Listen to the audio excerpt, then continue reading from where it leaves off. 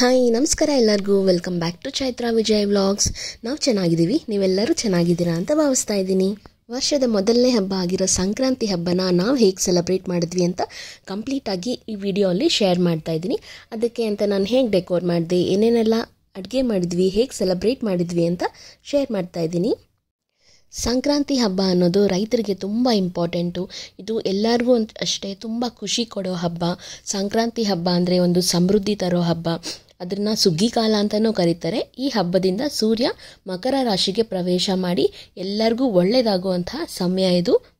ಈ ಹಬ್ಬದಲ್ಲಿ ಹಳ್ಳಿ ಕಡೆ ರೈತರೆಲ್ಲನೂ ಅವ್ರ ಮನೇಲಿರೋ ಹಸು ಕರು ಅದನ್ನೆಲ್ಲ ನೀಟಾಗಿ ತೊಳೆದು ಡೆಕೋರೇಷನ್ ಮಾಡಿ ಊರಲ್ಲಿ ಪೂಜೆ ಮಾಡಿ ಮೆರವಣಿಗೆ ಹೋಗಿ ಕಿಚ್ಚಾಯಿಸೋದು ಆ ಥರ ಎಲ್ಲ ಮಾಡ್ತಾರೆ.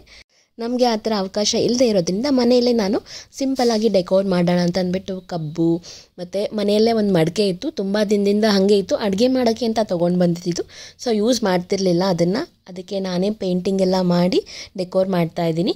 ಇದನ್ನು ಡೆಕೋರ್ ಮಾಡೋಕ್ಕೂ ಅಷ್ಟೇ ನಾನು ಹೂಗಳೆಲ್ಲ ವರಮಹಾಲಕ್ಷ್ಮಿ ಹಬ್ಬಕ್ಕೆ ಗಣೇಶ ಹಬ್ಬಕ್ಕೆ ತಂದಿದ್ನಲ್ಲ ಅದನ್ನೇ ರೀಯೂಸ್ ಮಾಡಿಕೊಂಡು ನೀಟಾಗಿ ಡೆಕೋರ್ ಮಾಡ್ಕೊಳ್ತಾ ಇದ್ದೀನಿ. ಪರ್ಸ್ನಲಿ ನನಗೆ ಹಬ್ಬ ಸೆಲೆಬ್ರೇಟ್ ಮಾಡೋದು ಅಂದರೆ ತುಂಬ ಇಷ್ಟ. ಅದರಲ್ಲಿ ಕಲರ್ಫುಲ್ಲಾಗಿ ಹೂಗಳನ್ನೆಲ್ಲ ಹಾಕಿ ಡೆಕೋರ್ ಮಾಡೋದಂದ್ರೂ ಸಿಕ್ಕಾಪಟ್ಟೆ ಇಷ್ಟ. ಸೊ ವಿಜಯ್ಗೆ ಆಫೀಸ್ ಇದ್ದಿದ್ದರಿಂದ ಈ ವರ್ಷ ನಾನೊಬ್ಬಳೇ ಮಾಡ್ಕೊಳ್ಬೇಕಾಯ್ತು ಎಲ್ಲನೂ. ಸಂಕ್ರಾಂತಿ ಹಬ್ಬ ಅಂದರೆ ಫಸ್ಟ್ ನೆನಪಾಗೋದೆ ರಂಗೋಲಿಗಳು ಮತ್ತು ಈ ಮಡಿಕೆಗೆ ಡೆಕೋರೇಷನ್ ಮಾಡೋದು. ಈ ಹಳ್ಳಿಲೆಲ್ಲ ಮಡಿಕೆನ ಮೇಲೆ ಕಟ್ಟಿ ಅದರೆಲ್ಲ ನೀರು ತುಂಬಿ ಕಣ್ಣಿಗೆ ಬಟ್ಟೆ ಕಟ್ಬಿಟ್ಟು ಅದನ್ನು ಕೋಲಲ್ಲಿ ಹೊಡೆಯೋ ಥರ ಗೇಮ್ಸ್ ಎಲ್ಲನೂ ಆಡಿಸ್ತಾರೆ.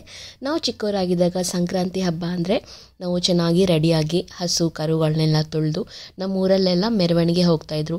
ಯಾರು ಚೆನ್ನಾಗಿ ಡೆಕೋರೇಟ್ ಮಾಡ್ತಾರೆ, ಯಾರು ಎಷ್ಟು ಚೆನ್ನಾಗಿ ಅಲಂಕಾರ ಮಾಡಿದ್ದಾರೆ ಆ ಹಸುಗಳನ್ನೆಲ್ಲ ನಾವು ತುಂಬ ಖುಷಿಪಟ್ಟು ನೋಡ್ತಾ ಇದ್ವಿ.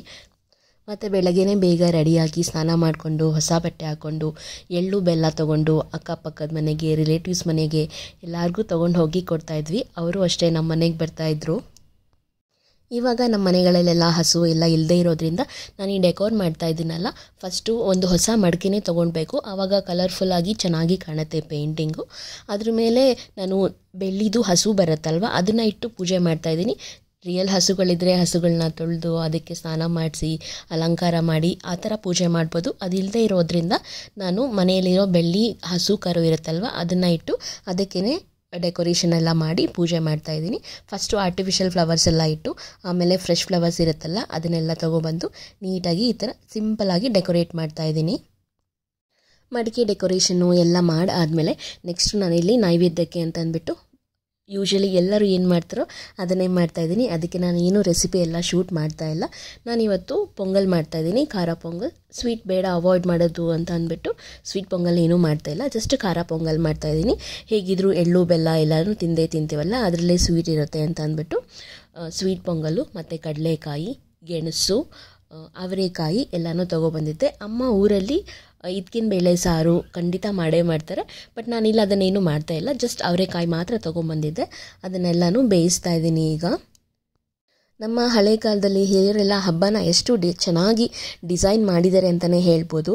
ಯಾಕಂದರೆ ಸಂಕ್ರಾಂತಿ ಹಬ್ಬ ಬರೋ ಟೈಮ್ಗೆ ತುಂಬ ಚಳಿ ಇರುತ್ತೆ, ನಮ್ಮ ಸ್ಕಿನ್ ಎಲ್ಲ ಡ್ರೈ ಆಗುತ್ತೆ, ಒಂದು ಸ್ವಲ್ಪ ಸ್ಕಿನ್ ರಿಲೇಟೆಡ್ ಇಶ್ಯೂಸ್ ಎಲ್ಲ ಜಾಸ್ತಿ ಆಗುತ್ತೆ ಅಂತ ಅಂದ್ಬಿಟ್ಟು ಅದಕ್ಕೆ ತಕ್ಕಂಗೆ ಫುಡ್ ಕೂಡ ಹೇಳಿದ್ದಾರೆ.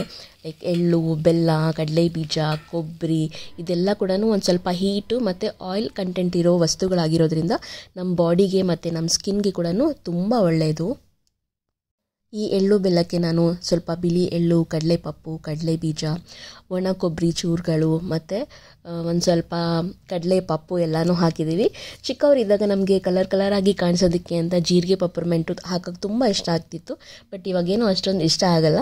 ಶಾಸ್ತ್ರಕ್ಕೆ ಅಂತ ಒಂದೋ ಎರಡೋ ಹಾಕಿ ಪ್ರಿಪೇರ್ ಮಾಡ್ತೀವಿ. ನೈವೇದ್ಯ ಎಲ್ಲ ಪ್ರಿಪೇರ್ ಮಾಡಾದಮೇಲೆ ನಾನಿಲ್ಲಿ ದೇವ್ರ ಮನೆಯಲ್ಲಿ ಪೂಜೆ ಮಾಡೋಣ ಅಂತ ಬಂದಿದ್ದೀನಿ.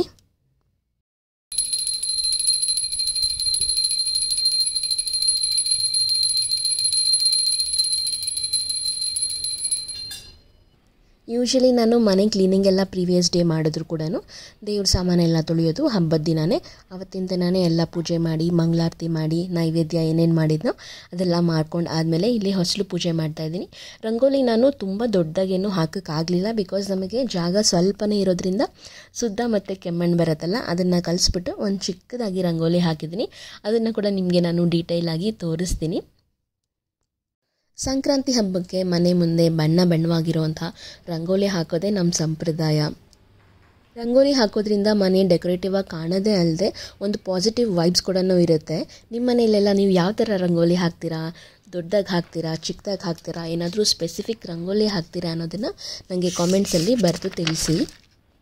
ಮನೆಯಲ್ಲಿ ಪೂಜೆ ಎಲ್ಲ ಮಾಡಾದ್ಮೇಲೆ ನಾನಿಲ್ಲಿ ಡೆಕೋರೇಟ್ ಮಾಡಿದ್ನಲ್ಲ, ಅಲ್ಲಿ ಹಸುನ ತೊಗೊಂಬಂದಿಟ್ಟು ಅದಕ್ಕೆ ನೀಟಾಗಿ ಹೂ ಎಲ್ಲ ಜೋಡಿಸ್ಬಿಟ್ಟು ಇಲ್ಲಿ ಪೂಜೆ ಮಾಡ್ತಾಯಿದ್ದೀನಿ. ನಾರ್ಮಲಾಗಿ ಪೂಜೆ ಮಾಡ್ತಾಯಿದ್ದೀನಿ, ಅಂತ ಸ್ಪೆಸಿಫಿಕ್ಕಾಗಿ ಸ್ಪೆಷಲ್ ಪೂಜೆ ಏನೂ ಇಲ್ಲ. ಇಲ್ಲಿ ಡೆಕೋರೇಟ್ ಮಾಡಿರೋ ಹತ್ರನೂ ಅಷ್ಟೇ ದೀಪಗಳೆಲ್ಲ ಹಚ್ಚಿದ್ದೀನಿ. ಈ ದೀಪಗಳನ್ನ ಕೂಡ ನಾನು ದೀಪಾವಳಿ ಹಬ್ಬಕ್ಕೆ ಅಂತ ನಾನೇ ದೀಪ ಎಲ್ಲ ತೊಗೊಂಡು ಬಂದು ಅದಕ್ಕೆ ವಾಟರ್ ಕಲರ್ ಪೇಂಟ್ ಮಾಡಿ ಕುಂದನ್ಸ್ ಎಲ್ಲ ಹಚ್ಚಿಬಿಟ್ಟು ಮಾಡಿರೋವಂಥದ್ದು. ಇಲ್ಲಿ ನಾನು ಈ ಥರ ಸಿಂಪಲ್ಲಾಗಿ ಒಂದೆರಡು ಮಡಿಕೆ ಮತ್ತು ಕಪ್ಪು ಎಲ್ಲ ಸೇರಿ ಹಾಕಿ ಒಂದು ಚಿಕ್ಕದಾಗಿರೋ ರಂಗೋಲಿ ಹಾಕಿದ್ದೀನಿ. ತುಂಬ ಜಾಗ ಇಲ್ಲದೆ ಇರೋದ್ರಿಂದ ದೊಡ್ಡದಾಗಿ ಹಾಕೋಕ್ಕಾಗಲಿಲ್ಲ. ಇನ್ ಕೇಸ್ ದೊಡ್ಡದಾಗಿ ಹಾಕಿದ್ರೂ ನಾವು ಅದನ್ನು ತುಳ್ಕೊಂಡೇ ಹೋಗಬೇಕಾಗುತ್ತೆ ಅಂತ ಪುಟಾಣಿ ರಂಗೋಲಿ ಹಾಕ್ತಾಯಿದ್ದೀನಿ. ಹೊಸಲು ಪೂಜೆ ಎಲ್ಲ ಮಾಡಿ ನೆಕ್ಸ್ಟು ಒಂದು ಕಪ್ಪಲ್ಲೆಲ್ಲ ನೀಟಾಗಿ ಏನೇನು ಪ್ರಸಾದಕ್ಕೆ ಅಂತ ಮಾಡಿದ್ನೋ ಅದನ್ನು ನೈವೇದ್ಯ ಮಾಡೋದಕ್ಕೆ ಅಂತ ಜೋಡಿಸ್ಕೊಳ್ತಾ ಇದ್ದೀನಿ. ಫಸ್ಟಿಗೆ ಖಾರ ಪೊಂಗಲ್ ಮಾಡಿದ್ದೆ, ಆಗಲೇ ಹೇಳ್ದಂಗೆ ಸ್ವೀಟ್ ಮಾಡಿರಲಿಲ್ಲ. ಸೊ ನೈವೇದ್ಯಕ್ಕೆ ಖಾರ ಪೊಂಗಲ್ಲು, ಎಳ್ಳು ಬೆಲ್ಲ, ಕಡಲೆಕಾಯಿ, ಅವರೆಕಾಯಿ ಮತ್ತು ಗೆಣಸು ಇಷ್ಟನ್ನು ಬೇಯಿಸಿದ್ದೀನಿ. ಸ್ವೀಟ್ ಪೊಂಗಲ್ ಮಾಡಲಿಲ್ಲ.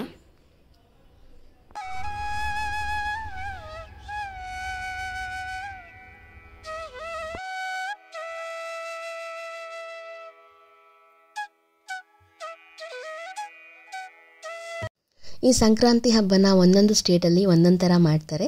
ನಾವು ಕರ್ನಾಟಕದಲ್ಲಿ ಒಂದೇ ದಿನ ಮಾಡ್ತೀವಿ. ಅದೇ ಆಂಧ್ರದಲ್ಲಿ ಅವ್ರಿಗೆ ಯೂಶ್ವಲಿ ಸ್ಕೂಲ್ಸು ಕಾಲೇಜಸ್ ಎಲ್ಲ ಮಿನಿಮಮ್ 10 days ಹಾಗೆ ಸಂಕ್ರಾಂತಿ ಹಾಲಿಡೇಸೇ ಕೊಡ್ತಾರೆ. ಅವ್ರ ಹಬ್ಬನ 3 to 4 days ಮಾಡ್ತಾರೆ. ಫಸ್ಟು ಭೋಗಿ ಹಬ್ಬ ಅಂತ ಮಾಡ್ತಾರೆ. ಅದರಲ್ಲಿ ಮನೆಯಲ್ಲಿರೋ ಹಳೆ ವಸ್ತುಗಳನ್ನೆಲ್ಲ ಸುಟ್ಟು ಎಲ್ಲ ಹೊಸದು ಬರಲಿ ಅಂತ, ಹಳೇದು ಎಲ್ಲ ಹೋಗಲಿ ಅಂತ ಅದೊಂದು ದಿನ ಮಾಡ್ತಾರೆ. ನೆಕ್ಸ್ಟ್ ದಿನ ಸಂಕ್ರಾಂತಿ ಹಬ್ಬ ಪೊಂಗಲ್ ಎಲ್ಲ ಮಾಡಿ ಇದು ಮಾಡ್ತಾರೆ. ಆಮೇಲೆ ಹಸು ನಾವು ಮಾಡ್ತೀವಲ್ಲ ಆ ಥರ ಅದನ್ನು ಕನುಮ ಅಂತ ಡಿಫ್ರೆಂಟಾಗಿ 3-4 days ಮಾಡ್ತಾರೆ. ಮತ್ತು ಬಿಲೋ 5 years ಮಕ್ಕಳು ಯಾರಾದರೂ ಇದ್ದರೆ ಅವರಿಗೆ ಎಲ್ಸೆ ಹಣ್ಣು, ಕಬ್ಬು, ಕಾಯಿನ್ಸು ಅದೆಲ್ಲ ಹಾಕಿ ಕೂಡ ಪೂಜೆ ಮಾಡ್ತಾರೆ. ಇನ್ನು ತಮಿಳ್ನಾಡಲ್ಲಿ ಇದೇ ಹಬ್ಬನ ಪೊಂಗಲ್ ಅಂತಲೂ ಕರೀತಾರೆ. ಎಲ್ಲರಿಗೂ ವರ್ಷದ ಮೊದಲನೇ ಹಬ್ಬ ಸಂಕ್ರಾಂತಿ ಹಬ್ಬದ ಶುಭಾಶಯಗಳು. ಎಲ್ಲರೂ ಎಳ್ಳು ಬೆಲ್ಲ ತಿಂದು ಒಳ್ಳೆ ಮಾತಾಡಿ ಈ ವರ್ಷ ನೀವೇನೇನು ಅಂದ್ಕೊಂಡಿದ್ದೀರಾ ಅದೆಲ್ಲನೂ ನೆರವೇರಲಿ ಅಂತ ನಮ್ಮಿಬ್ಬರ ಕಡೆಯಿಂದ ನಾವು ವಿಶ್ ಮಾಡ್ತೀವಿ. ನಮ್ಮದು ಪೂಜೆ ಮಾಡಿ ನೈವೇದ್ಯ ಎಲ್ಲ ಆಗೋಷ್ಟರಲ್ಲಿ ಆಲ್ಮೋಸ್ಟ್ ಮಧ್ಯಾಹ್ನನೇ ಆಯಿತು. ಸೊ ನಮ್ಮ ನೈಬರ್ಸ್ ಎಲ್ಲ ನಾರ್ತ್ ಇಂಡಿಯನ್ಸು, ಅವ್ರು ಬೇರೆ ಥರನೇ ಸೆಲೆಬ್ರೇಟ್ ಮಾಡ್ತಾರೆ. ಅವ್ರಿಗೆ ಕೊಡೋಕ್ಕೆ ಅಂತ ಅಂದ್ಬಿಟ್ಟು ಒಂದು ಪ್ಲೇಟಲ್ಲಿ ಈ ಥರ ಕಡಲೆಕಾಯಿ, ಗೆಣಸು, ಅವರೆಕಾಳು, ಎಳ್ಳು ಬೆಲ್ಲ ಮತ್ತು ಪೊಂಗಲ್ ಇದನ್ನೆಲ್ಲ ತೊಗೊಂಡು ಹೋಗ್ತಾಯಿದ್ದೀನಿ. ನಮ್ಮ ನೈಬರ್ಸು ನಾರ್ತ್ ಇಂಡಿಯನ್ಸು, ಅವ್ರ ಸ್ಪೆಷಲ್ ಏನೋ ತಂದುಕೊಟ್ಟಿದ್ದಾರೆ. ನೋಡೋಕ್ಕಂತೂ ಚೆನ್ನಾಗಿದೆ. ನಮ್ಮದು ನೈವೇದ್ಯ ಎಲ್ಲ ಆಗಿದೆ. ಸೊ ಊಟದ ಜೊತೆ ಇದನ್ನು ಕೂಡ ತಿಂತೀವಿ.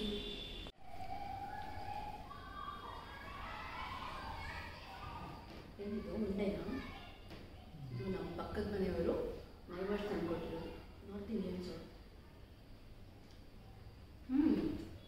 So tasty.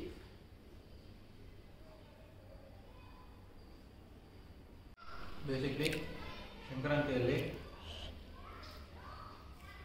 ಮೋಸ್ಟ್ ಇಂಪಾರ್ಟೆಂಟು ಅವರೆಕಾಳು, ಗೆಣಸು, ಕಡಲೆಕಾಯಿ, ಎಳ್ಳು ಬೆಲ್ಲ, ಪೊಂಗಲ್. ಯಾಕಂದರೆ ಇದೆಲ್ಲ ಹೊಸ ಫಸಲು ಬರುತ್ತೆ. ಸೊ ರೈತರು ಅವ್ರು ಬೆಳೆದಿದ್ದ ಬೆಳೆನೆಲ್ಲ ಇಟ್ಟು ಪೂಜೆ ಮಾಡುವಂಥ ಹಬ್ಬನೇ ಸಂಕ್ರಾಂತಿ ಹಬ್ಬ.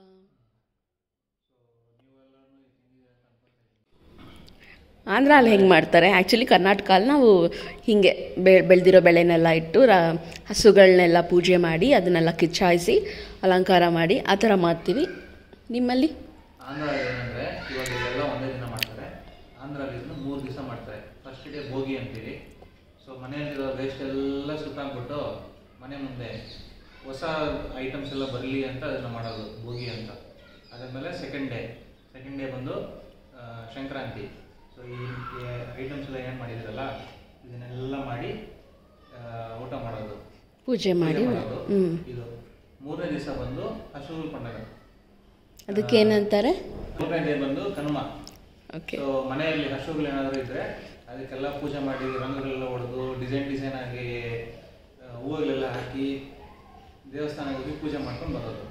ಓಕೆ, ಅದು ಆಂಧ್ರದಲ್ಲಿ ಅದು ಮಾಡ್ತಾರೆ. ಕರ್ನಾಟಕದಲ್ಲಿ ಎಲ್ಲ ಒಂದೇ ದಿನ. ಹೀಗಿತ್ತು ನಮ್ಮ ಹಬ್ಬದ ಸೆಲೆಬ್ರೇಷನ್. ನೀವೆಲ್ಲ ಹಬ್ಬ ಹೇಗೆ ಸೆಲೆಬ್ರೇಟ್ ಮಾಡಿದ್ರಿ ಅಂತ ಕಾಮೆಂಟ್ ಸೆಕ್ಷನಲ್ಲಿ ಕಾಮೆಂಟ್ ಮಾಡೋದ್ರ ಮೂಲಕ ತಿಳಿಸಿ. ಈ ವರ್ಷ ಸಂಕ್ರಾಂತಿ ಹಬ್ಬನ ನಾವು ಈ ಥರ ಸೆಲೆಬ್ರೇಟ್ ಮಾಡಿದ್ವಿ. ನಿಮ್ಮನ್ನೆಲ್ಲ ಹೇಗೆ ಸೆಲೆಬ್ರೇಟ್ ಮಾಡಿದ್ರಿ ಅಂತ ಕಾಮೆಂಟ್ ಮಾಡಿ. ಮತ್ತು ನಮ್ಮ ಚಾನಲ್ನ ಫಸ್ಟ್ ಟೈಮ್ ನೋಡ್ತಾ ಇದ್ದರೆ ದಯವಿಟ್ಟು ಸಬ್ಸ್ಕ್ರೈಬ್ ಮಾಡ್ಕೊಳ್ಳಿ. ಈ ಬ್ಲಾಗ್ ನಿಮ್ಗೆ ಇಷ್ಟ ಆಗಿದ್ರೆ ಲೈಕ್ ಮಾಡಿ, ಶೇರ್ ಮಾಡಿ, ಕಾಮೆಂಟ್ ಮಾಡಿ, ನಿಮ್ಮ ಫ್ಯಾಮಿಲಿ ಆ್ಯಂಡ್ ಫ್ರೆಂಡ್ಸ್ ಜೊತೆಗೆ ಶೇರ್ ಮಾಡ್ಕೊಳ್ಳಿ. Thank you so much for watching.